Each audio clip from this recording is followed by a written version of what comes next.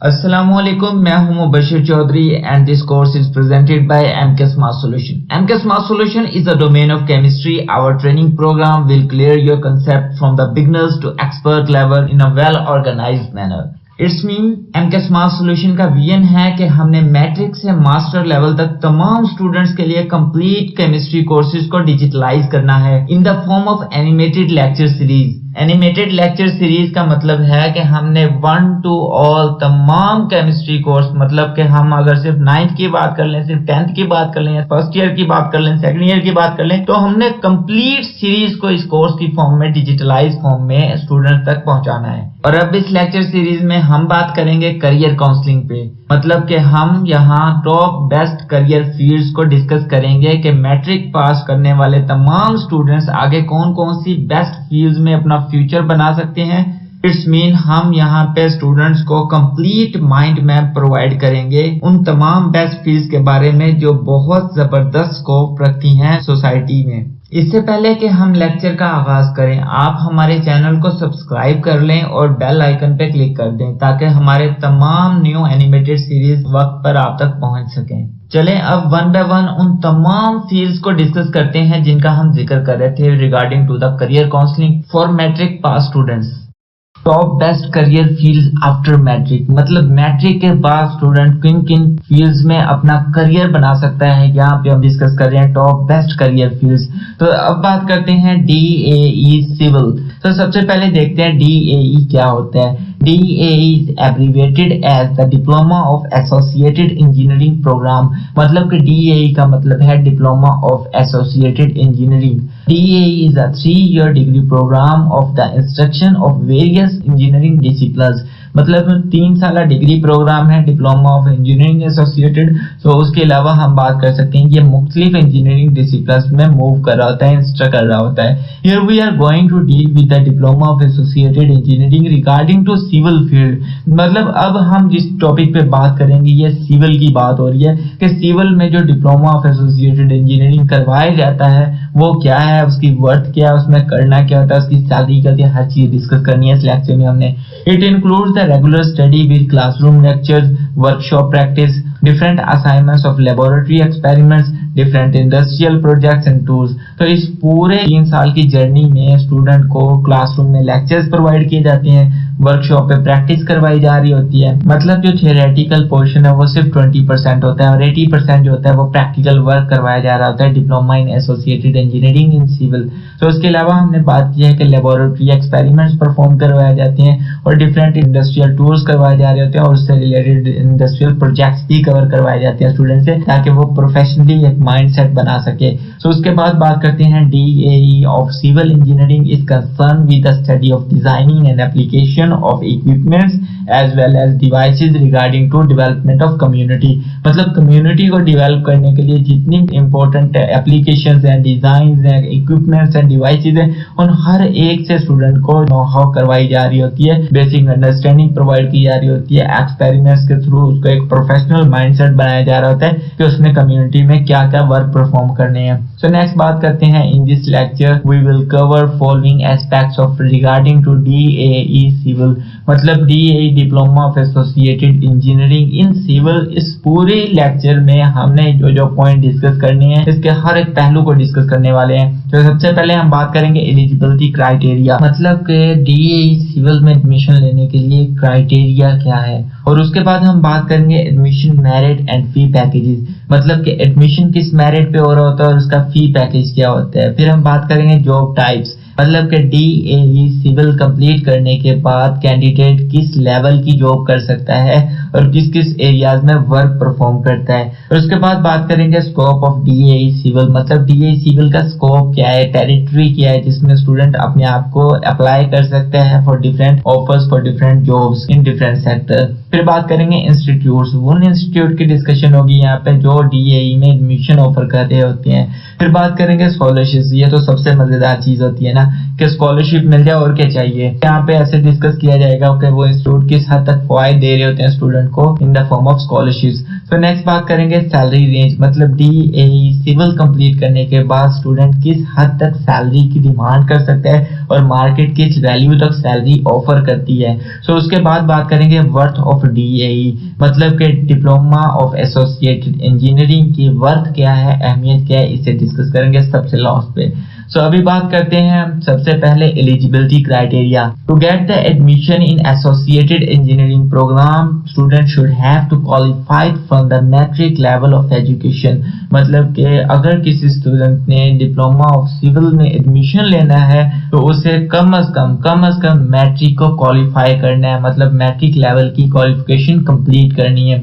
Admission merit और फी packages की बात कर लेते हैं। There are 2 different sectors to get admission in associated engineering program, मतलब यहाँ पे हमारे मुआशरे में 2 डिफरेंट तरह के इंस्टीट्यूट्स होते हैं, 2 डिफरेंट सेक्टर्स होते हैं जो डिप्लोमा ऑफ एसोसिएटेड इंजीनियरिंग में एडमिशन ऑफर कर रहे होते हैं। तो यहाँ पे हम डिस्कस करेंगे इंस्टीट्यूट कौन कौन से हैं, मैट्रिक ऑब्टेन्ड मार्क्स, मतलब कि मैट्रिक में जो नंबर लिए होते हैं स्टूडेंट ने वो कौन से, मतलब मेरिट क्या है, और उसके बाद फी पैकेज पर एनम क्या होता है, वो इंस्टीट्यूट कितनी फी चार्ज करते हैं स्टूडेंट से 1 साल की। सो यहाँ पे सबसे पहले बात करते हैं पब्लिक सेक्टर, मतलब कि गवर्नमेंट सेक्टर। गवर्नमेंट सेक्टर जो है 70 to 90% मार्क्स स्टूडेंट को एडमिशन ऑफर कर रही होती है और जिसकी पर एनम 1 साल में जो चार्ज करी होती है 10,000 to 15,000 फी चार्ज करती है स्टूडेंट को for this diploma. So next बात करते हैं हमारे पास दूसरा सेक्टर है private sector. Private sector 45 to 50% marks पे एडमिशन प्रोवाइड करता है और इस पे पर एनम 40 to 50,000 चार्ज कर रहा होता है स्टूडेंट को।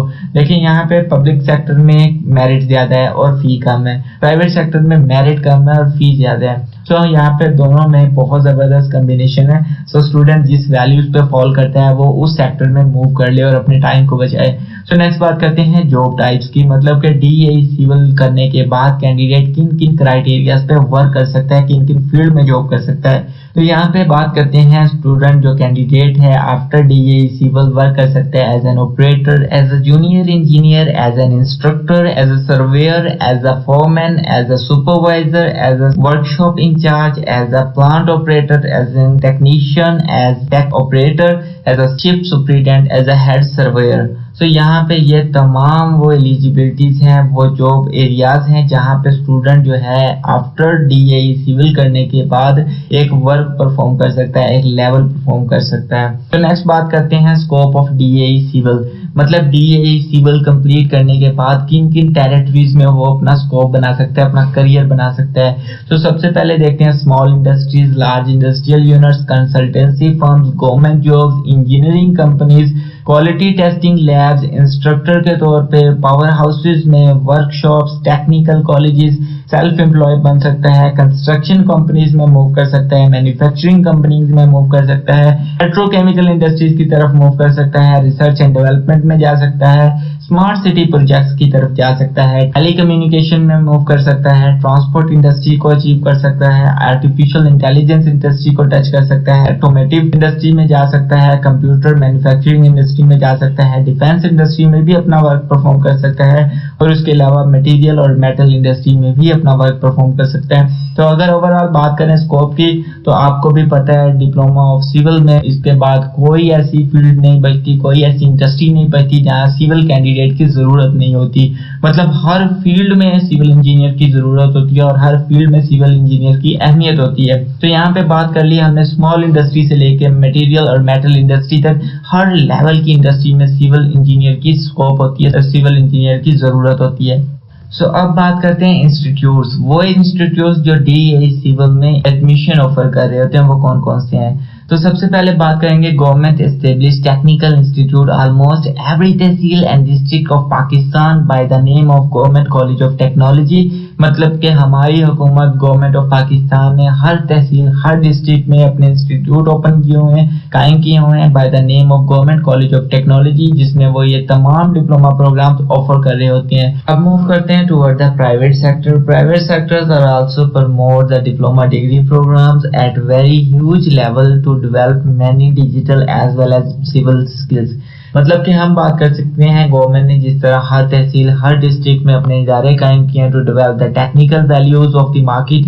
सो यहाँ पे प्राइवेट सेक्टर भी किसी से कम नहीं रहा। प्राइवेट सेक्टर ने भी डिफरेंट इंस्टीट्यूट बना लिया है जिसमें वो डिजिटल और as well as mechanical skill, मतलब जिसमें हम सिविल स्किल्स की बात कर सकते हैं। थियोरेटिकल पॉइंट ऑफ व्यू से देखा जाए तो वो दोनों इंस्टीट्यूट्स हैं, गवर्नमेंट और प्राइवेट, दोनों ने बहुत जबरदस्त वर्क परफॉर्म किया है in the field of technical skill development program. Next बात करते हैं स्कॉलरशिप्स की। Some government institute also offer different type of the scholarship either on monthly or yearly basis। मतलब कि कुछ गवर्नमेंट इंस्टीट्यूट ऐसे हैं जैसे VTI की बात कर लें, टिवटा की बात कर लें, तो ये मंथली या ईयरली बेसिस पे स्टूडेंट्स को, कैंडिडेट्स को स्कॉलरशिप भी प्रोवाइड कर रहे होते हैं। लेकिन इन अदर केस हम प्राइवेट इंस्टीट्यूट्स की बात कर लें, they also offer intelligent students some type of the work project affiliated to different industries. मतलब जो प्राइवेट इंस्टीट्यूट होते हैं वो डिफरेंट इंडस्ट्रीज से एफिलिएट होते हैं, लिंक्ड होते हैं कंसिस्टेंटली।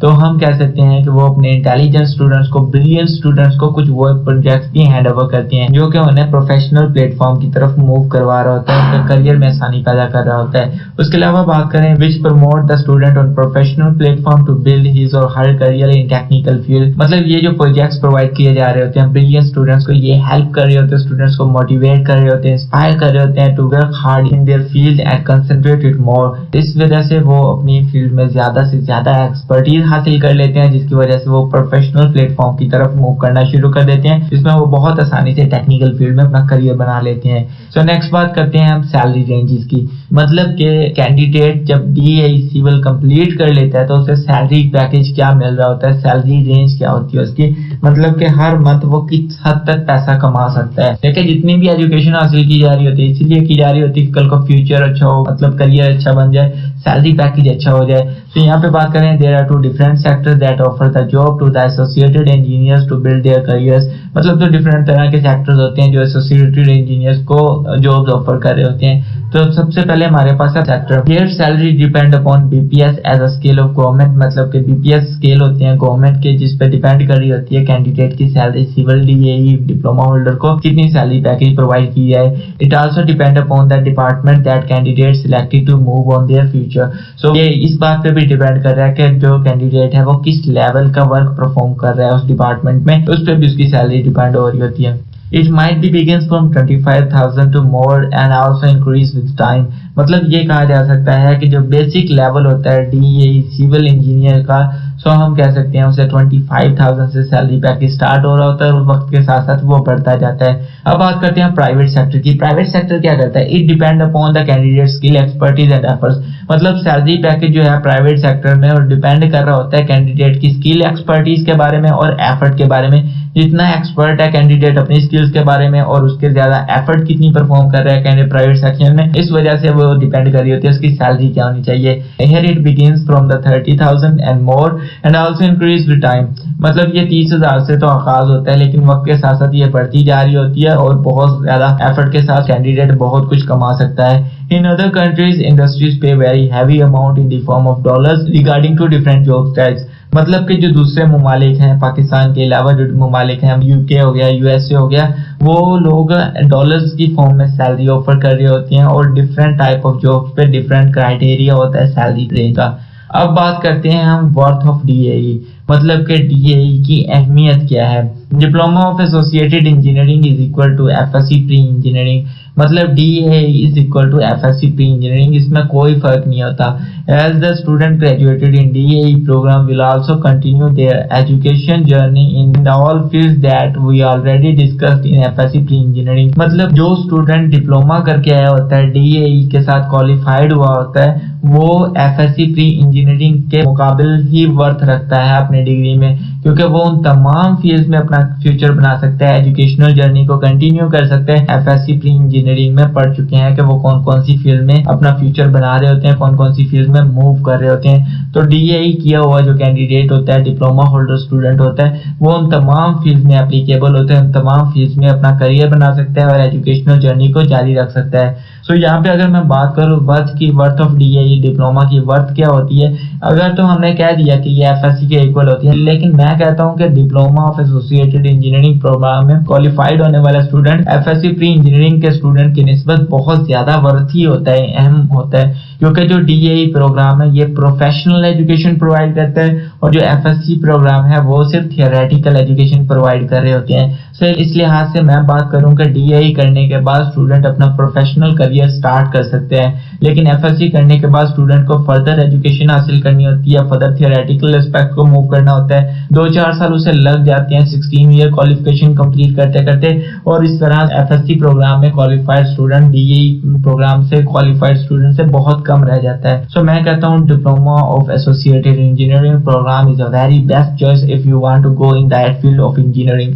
सो यहाँ पे हमने सिविल से रिलेटेड तमाम डिस्कशंस की, डिप्लोमा ऑफ सिविल्स की अहमियत क्या है, इसकी वर्थ क्या है, इसमें सैलरी रेंज क्या हो सकती है, इसमें जॉब टाइप्स कौन कौन सी हैं, इसमें जॉब एरियाज कौन कौन से हैं, इसका स्कोप क्या है, हर एक चीज को हमने यहाँ पे हाईलाइट किया है। For all data in well organised form please visit our website mksmartsolution.blogspot.com, जिसका लिंक डिस्क्रिप्शन में मौजूद है। यहाँ आपको स्टडी मटेरियल के फोल्डर में केमिस्ट्री और करियर काउंसलिंग से रिलेटेड तमाम डाटा बहुत ही एफिशिएंट फॉर्म में प्रोवाइड किया गया है in the form of series of courses. जैसे अगर हम केमिस्ट्री की बात करें तो 9th, 10th, first year, second year और सो ऑन तमाम केमिस्ट्री कोर्सेज को टॉपिक वाइज और चैप्टर वाइज बहुत ही बेहतरीन अंदाज में अरेंज किया गया है according to your syllabus of text books. हमारे चैनल को सब्सक्राइब, लाइक और शेयर जरूर करें ताकि हमारी ये मेहनत उन तमाम स्टूडेंट्स तक पहुंच सके जो केमिस्ट्री 9th या केमिस्ट्री 10th या chemistry first year, second year और सो ऑन प्रोग्राम में इनरोल्ड हैं, वो एक बेहतरीन अंदाज में एक बहुत जबरदस्त प्लेटफॉर्म से फायदा हासिल कर सकें। Thanks to watch. If you have any query you can find me in comment box or you can also contact me on WhatsApp. Khuda Hafiz.